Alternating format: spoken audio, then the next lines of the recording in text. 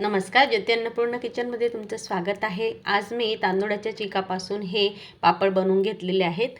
कुरडईसोबत तळायला आपल्याला हे पापड लागतातच आणि फक्त 1 ते 2 वाटी गव्हाच्या चिकापासून हे चांगले 50 ते 60 पापड तयार होतात। तळल्यावर अगदी पांढरे शुभ्र आणि मस्त तोंडात टाकल्याबरोबर विरघळणारे असे हे पापड असतात। तर कोणालाही सहज बनवता येतील इतकी सोपी पद्धत आहे। तर हे पडी पापड मी कसे बनवले बघूया। तर पापड बनवण्यासाठी मी इथे छोटं पातेलं घेतलेलं आहे। त्याच्यामध्ये आपल्याला 1 वाटी चिकासाठी 5 वाटी पाणी गरम करून घ्यायचं आहे। हे पाण्याचं प्रमाण अगदी योग्य आहे। आता पाणी आपल्याला जास्त गरम न करता थोडंसं कोमटच ठेवायचं आहे।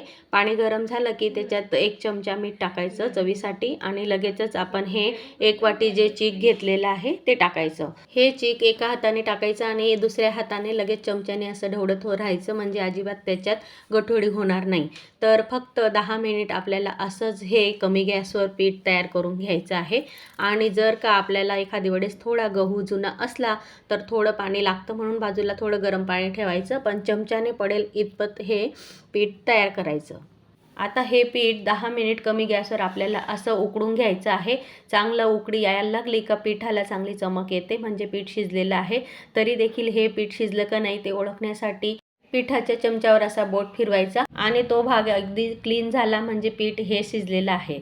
तर असं पीठ तयार करून थोडंसं थंड झालं की लगेचच एका प्लॅस्टिकच्या कागदावर हे पापड असे पडीने टाकून घ्यायचे। न लाटता न मशीनचा वापर करता झटपट असे हे पापड तयार होतात, कोणालाही सहज बनवता येतील। तर संपूर्ण पापड तयार झाले की 2 ते 3 तासात उन्हात लगेच हे पापड कोरडे होतात आणि लगेच दुसऱ्या बाजूने देखील असे पलटी करून घ्यायचे, म्हणजे ते कागदाला चिपकणार नाही।